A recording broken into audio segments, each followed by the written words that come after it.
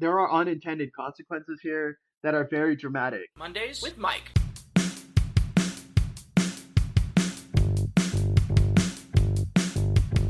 Mondays with Mike.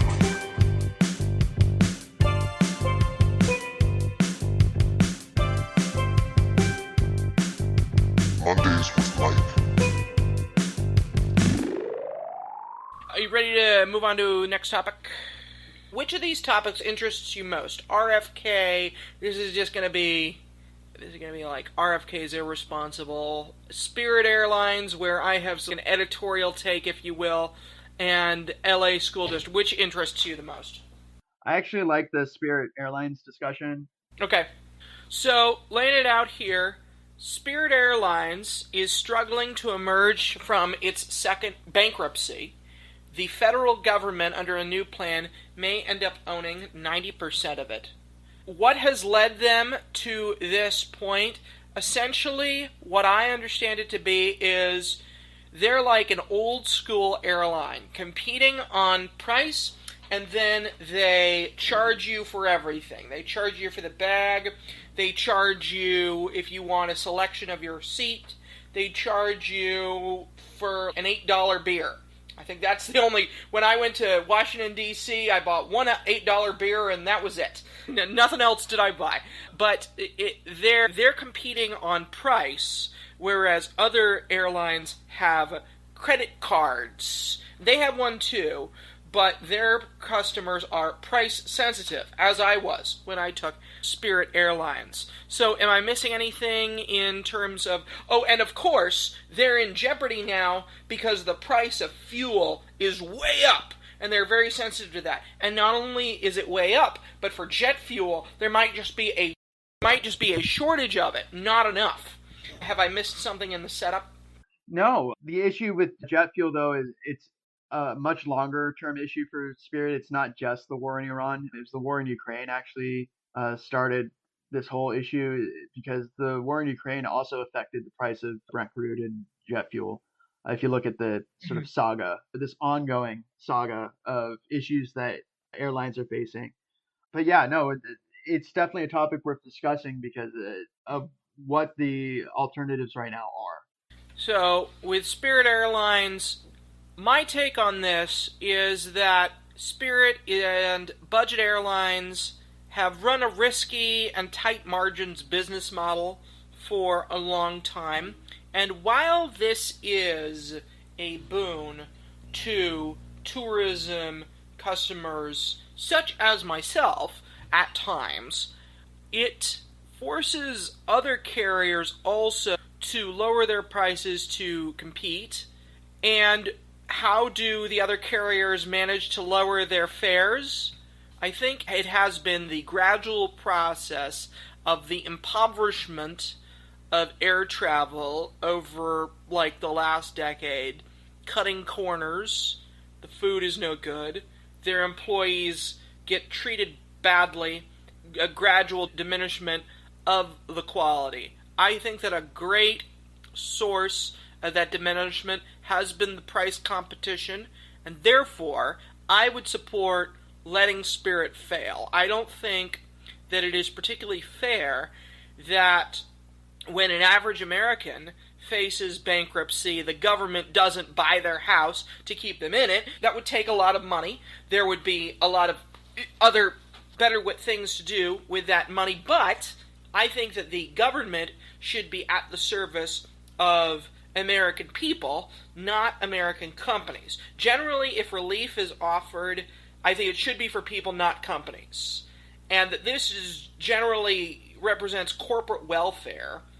And corporate welfare, that is the habit that the American government is in, of trying to have the continuity of companies. Yes, it is going to cost some people jobs, and that is regretful. And perhaps the government could focus on providing relief for those people, but I think that this idea of my business can operate in as competitive and as cutthroat a way as it wants, and if it doesn't work, we'll get a bailout. We've got to stop it somewhere. I think this is a good point to stop it, personally. What do you think? Okay, so part of the reason Spirit Airlines ended up at this point is they were going to do a merger with JetBlue that may have gotten them out of this situation, and the government nixed that. If you read the reasons for why the merger was stopped, one of the reasons was to ensure competition within the airline pricing space, that Spirit Airlines has a specific effect on the price of all airfare, and it leads to a low cost budget option for air travel. The absence of Spirit Airlines would mean that the prices of airfare would increase not just a little bit, but significantly. So the numbers I was looking at when I was researching this would be in the range of 20 to 30% increase in price for all air travel, all of it, of all airlines. So the place that Spirit Airlines has in the whole ecosystem is that it creates an affordable opportunity for people to travel that otherwise doesn't exist. And so why does this matter? It matters because when you're talking about something like an affordability crisis, right? The price of gas is up, the price of food is up, the price of everything is up, travel is up. This would only make that worse. And I was thinking a lot about tourism. Tourism is 15 million jobs, $3.5 trillion a year in the U.S. economy. If this change were to go into effect, if Spirit Airlines were to fail and nothing fills its place, that would have a market effect on reducing tourism throughout the country, because an increase of all airfare and all travel by 20 to 30% in price would naturally mean that a lot of people decide not to travel by air, or if they travel by air, to spend less money wherever it is that they end up going. Now, that matters for things like tourism, because tourism, it drives the economy, and it's something that isn't replaced by AI. For a service economy, we have people who work at theme parks, or who work at hotels, who work at all these various places that depend on tourism to make money, right? That's one thing. Another thing is that Spirit Airlines has exclusive routes, that they're the only ones that do them. And so if you just have no Spirit Airlines, there's no exclusive route at all. That travel stops completely. And so the thing I've been reading that the government's considering doing is just buying out Spirit Airlines and owning them, which I'm not necessarily opposed to, as long as they maintain the business model of low cost airfare. Because the part of the reason Spirit's in this mess is the government would not allow them to merge with JetBlue to get out of the mess. And so, in that sense, the government bears some responsibility at helping to ensure that level of competition that it said is so important in the marketplace in general, right? So the option of letting it fail sucks, because they've still got all those assets, they've got those routes, they've got they do. I was reading it's something on the order of 30 million of passengers a year. It's not the whole market, right? It's not a lot of people, right? Because the total number of air passengers of the U.S. is, I was reading, it's closer to a billion people a year, like 970 something million a year travel on airlines. It is not one of the big players in the airline industry. It is a player, but it's not one of the big ones. The big ones are Delta and American and all those other big ones. It's not that.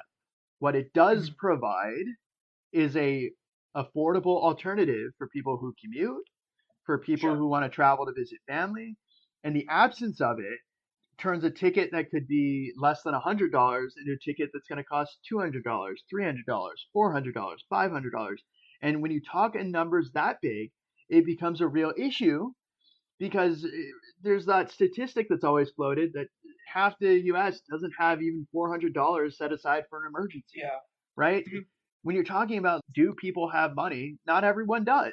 And it turns air travel into the province of the rich and the middle class, like those who can afford it, and everybody else has to depend on, what are your options instead? Bus, you could go by Greyhound, you could go by train, you could go by road, but not everyone has a car, right? This is the thing. These are all interconnected. And this war with Iran and the rise in fuel prices, that sucks, right? That's terrible. But what I was reading is that the government could bail out Spirit, wait until the prices for oil go down again, and then sell Spirit to some private company that'll take up the reins again. That it would be like a holding pattern, pretty much. The government could backstop Spirit Airlines operations and its low cost model for as long as it takes to get it back into the marketplace. But the reason we want something like that is that it's a value added benefit for the overall economy, right? That it reduces or it creates a floor for the price of airfare so that it doesn't it become a race to the who gets the least most expensive airplane ticket, because the other companies can weather the storm much longer, right? They're much bigger companies, they have a lot more money, and so even their lowest cost would still be much higher than the highest cost ticket Spirit, and so it would price people out of the market. And air Mhm. travel used to be a luxury, right? It used to be something Yeah. that there was actually a quote I was reading from Stephen Breyer, the former Supreme Court justice, who was talking about was part of the Senate subcommittee that did the 1978 Deregulation Act that made it so that the government doesn't control fixed prices for airfare and a bunch of other stuff. And he was saying that at one point it cost $1,400 to travel from New York to LA. And now you can do it for $268. This Uh-huh. was back in 2011 when he was saying this quote. And that is the benefit of having competition in the market, is that we don't want to go back to a point where the only way you can travel across great distances is paying a significant amount of money, not a little bit amount of money, thousands of dollars. And the US is a big country. People move for all sorts of reasons, for work, for tourism, to visit family. And this limits those opportunities. And if you think really carefully about what drives the economy, well, what drives the US economy? It's a consumption driven economy. Well, how do you Yeah. get people to consume? What do? You have to actually provide them the opportunity to consume in the places that they can afford to do so. Yeah. I guess what I might say is that there's this tension here, I feel, that low cost options have desertified the business ecosystem. But I would say you mentioned that if there are these exclusive routes and something would need to be done about that. So, okay, maybe a bailout for those routes. Here's what I'm thinking. I'm wondering if Walmart or if Dollar General had engaged in these high stakes business practices where they set prices so low, but then they set them too low and then they failed. So here's what because I guess I'm thinking of the robust downtown ecosystems of businesses that we used to have that first they were hollowed out by the mall, and then that was hollowed out by the big box store. And that I fear a similar tendency here with airfare of if the low price carriers can count on the government that they are then free to ravage the business ecosystem and people with their many jobs in the meantime. Letting Spirit fail may be the message that I want sent to businesses of this is of you're not going to profit from doing this. You should compete on service. You should compete on this or that.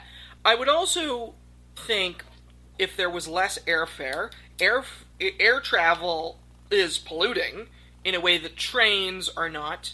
I don't know how it compares to buses exactly, but I think investment in high-speed rail might be better than investment in Spirit Airlines, perhaps. I don't know. What do you say to all that? Yeah, so I think it's a semantic distinction, maybe, as part Uh-huh. of the issue. So if the government were to buy out Spirit Airlines, that is Spirit Airlines failing, right? That if they bailed them Mm. out in that way and the US government took control of the airlines, it's still failing. They lose control of their Mm-hmm. business. The US government would then run the airline. Essentially, Yeah. the idea here is that the US doesn't, other countries have their own airlines to ensure that they can have air travel, period. There's a bunch of African countries that have their own airlines, there's a couple of European countries. And the US is an exception in the world, actually, of not having its own airline that it owns, runs, operates, and ensures at least some minimal level of air travel within the country.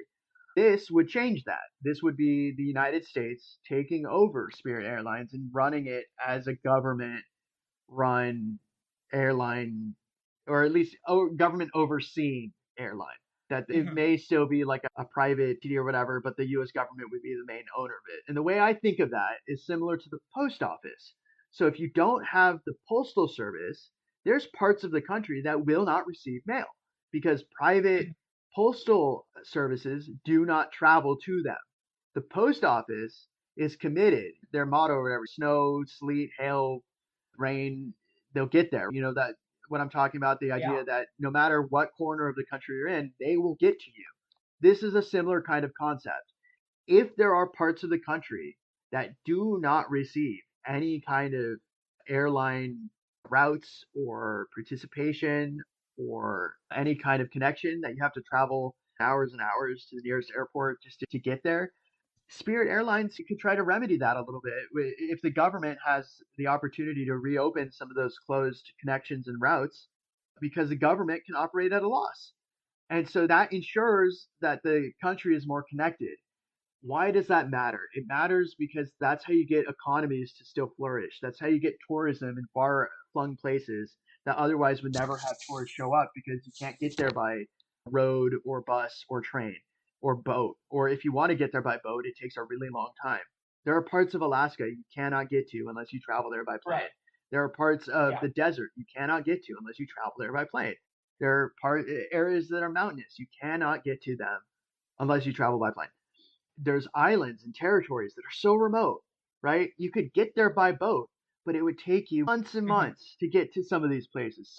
Saipan, Samoa, Guam, like way out in the middle of the ocean, that you could get there by plane, right? And that's a function the government can do that private industry won't pick up the slack on. That it can create the opportunity to travel to places. And yes, I know it's polluting, right? But there's a trade-off involved here.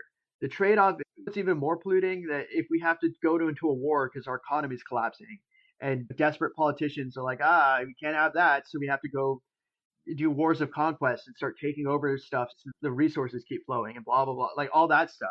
And the way you can avert that kind of catastrophe is you have a functioning, vibrant economy, so that everybody has at least some access to opportunity. And this would effectively be like a jobs program, right? That you would hire people to travel around the country on these government planes, and you would ensure that there's access. I see value in that, right? In terms of competition, because it allows the prices to be lower, and in terms of opportunity, because it allows for people, again, to be employed even if they don't generate necessarily a return. That's my Mm-hmm. take on that. The one other Sure. thing, and this is an aside, is something like this needs to happen in healthcare. They need a public option for health insurance so that you have some price floor instead of the private insurers doing stuff where they buy up all the hospitals and all the pharmacies and they're just paying themselves with their own insurance. That shouldn't be happening. If the Mm-hmm. government provides a meaningful alternative that is removed from that profit motive, then that means that the other insurers would actually have to compete with the government option and provide an actual service, an actual benefit to the consumers instead of just squeezing them for every cent of value they can get without actually putting out the actual receipt of healthcare. If the idea Mm-hmm. of the business model is to deny as much as you humanly can and only begrudgingly actually provide healthcare to people who desperately need healthcare, like people with cancer, people who are in emergencies, or people who need surgery, like all sorts of scenarios where health insurers make it more difficult rather than just allowing the care to happen. If the government has a public option, that would force all of these insurers to compete at the same level. They either provide the service at a cost that is affordable to consumers, or the people will just turn to the government because the government will actually provide that service. The government won't pinch all the pennies and I because it has to legally follow whatever the law says that it would have to do. And because it's not a profit seeking entity, it can operate again at an extreme loss. So the doctors still get paid and they don't have to constantly go back and forth haggling over was this medically necessary or not. A public option would be the solution to dealing with that. And we already have something like that, right? With TRICARE. I was a military dependent. I had TRICARE. Yeah. I will tell you, when I went to the hospital for an emergency and I had TRICARE, Guess what? No negotiation, no haggling. I had an emergency. Yeah. I went there. The government's, this is what we're going to pay. And they're like, okay, we accept. There was no back and forth. They paid, they accepted whatever they were paid. The end, right? There are certain elements in our society where this does happen. I'm thinking TRICARE, I'm thinking things like Medicaid, where what they do is they tie payment to licensure or to government permission. So effectively, they say you cannot operate as a hospital, for instance, unless you accept Medicaid patients. You cannot do XYZ. You cannot be in this place. You can't be a nonprofit. Like all these things, unless you do Y, unless you do X. And only the government can do that. It is the only entity in our society that can flex in that manner. Same deal for airlines. If there was a government low cost airline option that guaranteed some minimum bargain basement, like this is the lowest we can go airfare without being unable to do it entirely, like it just pays for the costs involved in doing it, then that would force virtually all other airlines that operate in the United States to compete on some level there, or they wouldn't make as much money. That's the point of why you want something like Spirit Airlines, or you want a government run airline that does something similar, because otherwise there is no option for the very poor. There's a thing in economics where the very, very poor and those in the lower level income brackets, they spend virtually all of their money when they get it. Like that. It's the velocity of money. So Yeah. richer people, they get money, they put it in savings for a rainy day, they put it in stocks, whatever. They don't spend as much money. Poorer people, up to a certain income bracket, they spend virtually everything they get, every dime, on all the necessities, food, water, housing, you name it. And so that just keeps the economy chugging along. In a consumption-based economy where like 90% or 95, whatever percentage of our economy requires consumers to spend money for us to have a functioning economy, right? You have to have people always spending money. How do you do that? You give them the opportunity to spend their money. And that's why you need something like a low cost airline. It's why you need public transportation. It's why you need to provide the opportunity for people with the money to go to the places that will take the money. That's why there's also a requirement. I pay attention to this stuff because I'm always curious about it, that it's required for businesses to accept cash. They have to.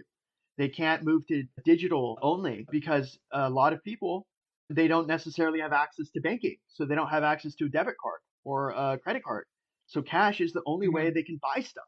It turns out if you want a functioning economy of like people buying things and people selling things, then the people who buy things need a way to buy the stuff, right? So that's why you have cash. Yeah.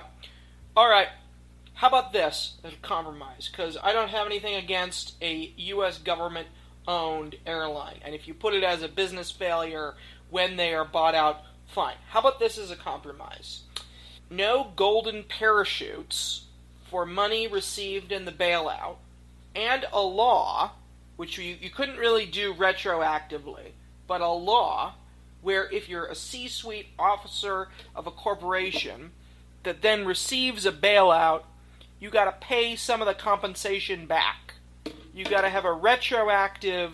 I don't want this sort of profiteering of socialism for the C-suite. I understand what you're saying. I think I agree with what you're saying. That what you don't want is disaster capitalism. You don't want someone to go into a company, figure out which are the ones that will be bailed out, extract every possible ounce of value out of it, and plummet it into the ground with the expectation that they'll be bailed out, they'll get a golden parachute to fly away to some other company and do the same thing, because it creates a perverse incentive in the marketplace to just do that, right? That instead of actually delivering a service or delivering an outcome, what they're delivering is value to shareholders in a very fast disaster fashion, but only a limited handful, like the one. And at the expense of employees, both their employees and the employees of their competitors. Yes, I agree 100% with something like that. That if there's a bailout where the government has to intervene, right, and take over a company, yeah, you pay the executives to manage or whatever the transition, or you pay them whatever their contractually agreed amount was of in terms of like salary or compensation and income, but no stock payouts, no golden parachute of any kind, no bonuses. There's a reason the government's stepping in to bail out the company. It's because the company didn't succeed in the Mm-hmm. marketplace. And in any other alternative, in any other industry or product, it's not clear the government would bail that other corporation out. So why do these C-suite people get special treatment? No, that there should Right. be. Yes, I agree that there should be like serious caps to the amount of compensation they get on the way out for obvious reasons, right? And that the money Mm-hmm. should be spent on fixing whatever the problems are within the clients. Make sure that everyone's paid up, any employees that need to be paid, no more furloughs, reopen all the routes if you can, ensure that there's stable jobs with job security. The problem, this is what's so bizarre about this buyout in particular, where essentially I was reading Trump's quote on these, we'll just buy out the company, they've got good routes, I know someone to put in place to run it. And it's, wait a second, this is the same government that's firing thousands of people, right? And suddenly they're going to buy out the seventh largest airline in the country and pay their employees and run the company pretty much. That's a little weird. That there is this weird dissonance, right? That, oh, government employees are so bad, but now we're going to hire thousands of airline employees as essentially government employees if the US government owns it. And what? You're gonna fire that? You can't fire the pilots. You need pilots to fly the plane. You can't fire the stewardesses or whatever because you need people to manage the plane while it's flying. Like they're not gonna fire the people who run the plane. There's not automated planes, so there's this weird disconnect that I always find very strange. Anytime I see something like, oh, just buy this huge company and keep all the people employed, even though we fired everyone else and the government's, I don't get it. But whatever, that if that's the option, it's a better option than just letting it fail because letting it fail has serious costs to everything. I will say this much: it would be political malpractice on Trump's part for the elections if he says that he's trying to have affordability for the American people, because it would be political malpractice to let Spirit Airlines fail without a meaningful alternative. Because again, the price of airfare would increase 20 to 30%. That's way higher than inflation, right? Inflation sucks; it's bad, but inflation's, I don't know, 6%, 5% at most. 20 to 30%, that's a huge increase. That's a lot of money.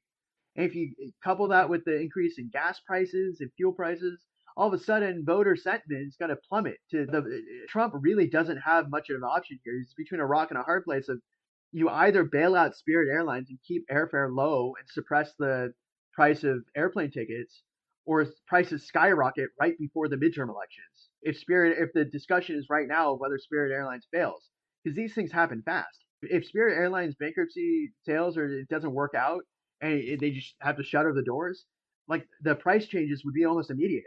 That's the whole Mm-hmm. issue. That's the reason there's a bit of political urgency here, is that it would be really bad. So in that Mm-hmm. sense, I don't know. It would be dumb on the part of Trump to just let it happen because they wouldn't just lose the House in the midterms; they'd probably lose the Senate. Voters are already really pissed off because of the Iran war and the Strait of Hormuz, the 25% increase or whatever in gas prices, right? If gas was $3 in February, now it's what, $5, 4 something? Yeah, up a dollar nationwide, Okay, depending that's a depending on. 25% increase in Yeah. that's a 25% increase in Yeah. gas. That's crazy. Imagine Yeah. how much worse it gets when people want to fly on a plane to visit family for, oh, I don't know, Thanksgiving or the 4th of July. Or what's there's a day that's the most for air travel. I think it's Memorial. There's one of them. It's Veterans. Isn't it like Thanksgiving or some day near It's Thanksgiving? one of them, but it's coming up before the election. There's a day where it has the Uh-huh. most air travel of any day, and people will immediately notice if the tickets that they were going to buy that were $500 are now $700, or if the tickets they were going to buy that were $1,000 are now or $1,500. People will know. They'll notice, right? Hopefully, this 4th of July, we're not paying $7.76 a gallon. That would be 117.76 we can deal without. But anyway, the point I'm making is that there are unintended consequences here that are very dramatic. And if you've been paying attention to the political media, the Democrats are murmuring that, like, day one, if they get the power back in the House, they're going to impeach Trump. It's priority number one is to impeach Trump pronto, right? To bring up the articles of impeachment and put him on the floor to bring it through. And that's going to be the next 2 years. If these things don't get handled, these political crises don't get managed in a way that actually effectively manages them, then the next 2 years are just going to be a repeat of the last 2 years of the first Trump term, where he was just impeached over and over again. They'll find reasons to impeach him. So in the first term, they impeached him because he threatened to stop Ukraine aid unless Ukraine gave him dirt on Biden. Okay. And then the second impeachment was January 6th. So what would the impeachments be this time around? The impeachments this time around would probably be starting a war with Iran without congressional approval and then catastrophically failing at negotiating a way out of it, leading to a dramatic increase in the price of everything. Or the tariffs probably would be another thing of bungling our way through a massive trade war, and now we're refunding billions of dollars in tariff. So that's the other thing that's just happening is that the tariff refund rollout is happening right now of $166 billion in tariff refunds, and Trump's threatening corporations to like not take their refunds or what? Like what's he gonna do? Shut down the corporations? Like corporations have to make money for their shareholders. It's like their legal obligation. If they paid money that they didn't have to pay, I don't see a circumstance where they're not like, I want my money back. I don't envision a scenario where they're like, oh, I paid millions of dollars in tariffs that I wasn't actually required to pay. I don't want my millions of dollars back. I don't see it. I don't know what la land Trump's living in, where I had to spend all this money paying these tariffs, but I don't want the money back. It's free money for the government. I'm really making so much money. If you give me the tariff money back, I don't know what I'd do with it. Yeah. I can't invest I have the money. no idea. My consumers were pissed because we had to raise prices. They were annoyed because we had to stop delivering them stuff because we couldn't pay it and couldn't get enough stuff in because the tariff prices are on. Obviously, they just love us so much if we just can't give them their money back. No, I don't get it. But no, the other issue is companies spend exorbitant amounts of time and energy trying to reduce their tax burden, right? Think of all those companies that pay like almost no money in taxes. And then tariffs come around and they have to pay huge, exorbitant amounts of money in tariffs, a little bit at a time, but across a lot of different product categories, like the Amazons of the world. And they're like, I want that money back. That money was going to go towards something else.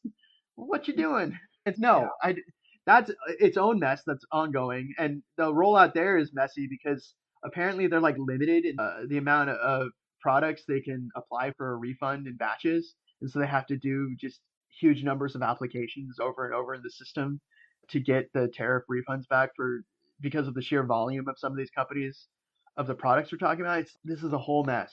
This is just a constant ongoing fiasco, and it's going to go on and on. Like that tariff refund thing is going to just drag on for the rest of this administration because we're talking billions of dollars. And right now, the refunds are only going to businesses, but technically, consumers also had to pay a portion of the tariffs when the prices for things went up because of the tariffs. So when somebody ordered something and they put in a fee that said this fee is because of tariffs, the consumer is paying that. It's not clear right now, from what I can tell, if consumers can directly apply for a tariff refund. And that's crazy. I don't think they can. That's crazy. That's going to lead to so much reduced consumer sentiment in the economy because they're going to be pissed off, right? That they spent money that they didn't have to spend legally because the tariffs weren't supposed to be imposed. I can understand. Look, there's one thing I know for a fact, and it's that people don't like spending money they don't have to spend or they're not required to spend. People don't like spending extra money on fees and fines and taxes or whatever it turns out they weren't required to pay. They will fight tooth and nail for refunds, discounts, you name it, right? And this is a whole mess. So, really quick with RFK, he was grilled on Capitol Hill, and he said he had nothing to do with the measles outbreak, but 2 years ago, he said that vaccine had risk, and now he's asked what is the position of his agency, and he said, we promote the measles vaccine. Not exactly a ringing endorsement, but at least he's changing his tune to some degree. But it was also noted in the NBC report that with the World Cup occurring, many visitors are from countries where the measles have not been eradicated ever, and therefore we might face difficulty there. And so the meta question was, to what degree are those who give utterance to fake news, to what degree do they bear responsibility for the ensuing public health hazards? I know we have free speech here, but it's like yelling fire in a crowded theater. What do you think of that angle? It's a really difficult question to answer because I'm thinking of during COVID when they're promoting things like ivermectin and a bunch Yeah. of other stuff that, and there are negative consequences to that. It's really complicated because ultimately people have agency, right? Like human beings have the ability to listen to information and decide not to act on that information. That people have a responsibility actually to do research themselves before making choices and acting. And it's really difficult. It's a narrow path to tread. So Yeah.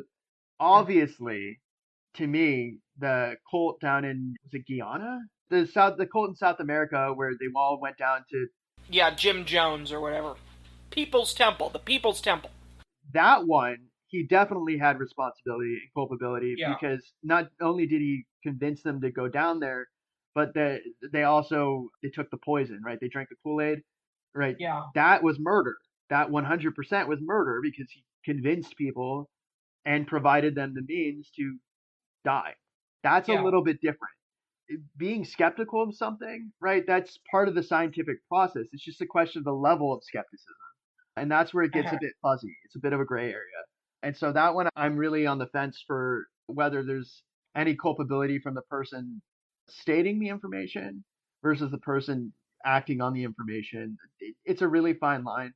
It's Yeah. complicated. There are clear exceptions as far as I'm aware. The big one's libel and slander. So I'm thinking in particular of Alex Jones when he talked about the Sandy Hook shooting and was claiming that it was Yeah. that they were like crisis actors or something, and then he got sued and he lost the lawsuit. It's because there was a harm, right, caused by the lies, and that there were real negative repercussions that happened for the families because they kept getting harassed by people who believed Alex Jones spreading the falsehoods. In the case of what's happening here with the measles vaccine and some of the other stuff, is that the problem with RFK Jr. and how he talks about this is sometimes there's a kernel of truth to some of what he's saying, but Yeah. then it's laced with a bunch of stuff that's not, right? So it creates this sort of cloud of uncertainty that people then act upon and don't get the vaccine at all, or that they don't talk in a clear language that every vaccine carries with it risks, but that's a trade off that we take in order to get the protection as a society from the worst repercussions of the diseases the vaccines are trying to prevent. Polio, measles, mumps, rubella, these diseases they're trying to prevent are significantly worse than the some of the side effects, the possible things that are wrong with these vaccines that the skeptics talk about. There is an exception, and I looked it up, that people do have an allergy. Some people have an allergy to the measles vaccine that can cause really damaging results from taking it. And so, for obvious reasons, if someone could have a lethal allergic reaction to something, don't take the thing that could kill you. But would a doctor tell you if you had that allergy? And yeah, I'm not a medical professional, but it Uh-huh. seems obvious to me that if there's a way to test, in particular for allergies of some material within the vaccine such that it would cause a negative outcome, that obviously it's better to not take the thing that someone's allergic to. But yes, a doctor Well, obviously yeah. would have to test for that. But that's Is one of it? those things Is, where it is an exception, but that exception should not be the rule. Not everyone's allergic to these things. Like it's a very small percentage of the total number of people who would take the vaccination. But yeah, everything has risks. There's no question that everything in life has risks. The way vaccines are administered is risky. The various components and materials within the vaccines can carry a level of risk. But that's life, right? Every facet of life carries risk. There's no perfect scenario. There's no 100% perfect, surefire, never going to be a mistake thing. We do the best we can in most circumstances and then accept that there are trade offs. There are risks that are calculated risks that people take. People drive cars, people walk on sidewalks, they go to movie theaters and malls and restaurants and all sorts of things where you have regulations in place to make those places safer, but there is no guaranteed safety. There's nowhere on No. earth that is safe from every little thing. It's just not a thing. So, NBC reports on April 21st that LA School District, one of the largest in the country, has determined that education tech wasn't all it cracked up to be. Nick Malovin, a board member at LA Unified School District, said post COVID there was this proliferation of ed tech and the promise of ed tech, but a lot of these resources, if well intentioned, are not effective in moving kids where they need to be academically. So they're going to 86 it for grades 1 and kindergarten and prior, and that they're going to set limits on those moving up. I think this is a good idea, and that Gen Z is the first generation to score worse than its predecessors since the measurements began. I blame the iPad. What do you think, and is this the first of many districts? So Maybe not the first, but first major. I think this is actually a pretty complicated issue because the future involves interacting with these technologies. The future is not in-person communication. The future is things like remote work, working with AI. The future of employment is stuff that requires, that's pretty much mandated from employers that you have familiarity with how to not only use the technologies, but use them well, right? To use them effectively to navigate a constantly shifting work environment. There's no question that these technologies are ubiquitous. They're not going away. If anything, they're going to keep evolving and changing. And that I understand the idea of banning the technologies for the younger ages, for first grade, second grade, third grade, that you want to help develop a sense of human interaction. You also want to develop a way to learn and a sort of a curiosity in the kids so that they do learn and they figure out how to learn. I also do think it's really important that kids start out with being taught how to be literate, how to read books, because this goes back to that thing we were talking about if technology fails. So people need to be equipped with the tools to not be overly reliant on technologies that have multiple points of failure, right? So a solar storm can knock out the power, an EMP can knock out the power. Different mechanical devices fail when there's a shortage of power, power outage, when their internal mechanisms can break, right? That a screw can stop working or a gear can stop turning or some circuit board. If something can happen and something can stop working, people need to be equipped with the tools to figure out how to survive and thrive absent technology. And that's where you go to books and that's where you go to learning things in some cases by rote, right? That you have to learn how to do basic things, basic survival stuff like how to start a fire, how to collect water and to filter it so you can drink it, how to do things like recognize what food is edible and what's not. These are really basic things, but these are the kinds of things that are very important because society, there's no guarantees in society. Think of all the different stories of like post-apocalyptic system collapse. Climate change isn't getting better. It doesn't look like humanity is veering away from giant catastrophic wars, right? Nukes are an ever-present threat. There's no guarantee that these things won't happen. And no, you can't tell the kids to their face, terrible things might happen in your lifetime. Better be prepared. You just need to teach them and equip them with the tools to be prepared anyways. And the way you get there is that you have to develop a resilience, right? You have to teach them how to learn for themselves with the tools available at their disposal to then progress from there. It's obviously difficult. There's no easy path. But what is definitely clear is that being constantly on a device affects attention span and it affects the ability for social cohesion, for being able to listen to something and to process that information that you're hearing in an effective way. And that's really important for communication and for cooperation.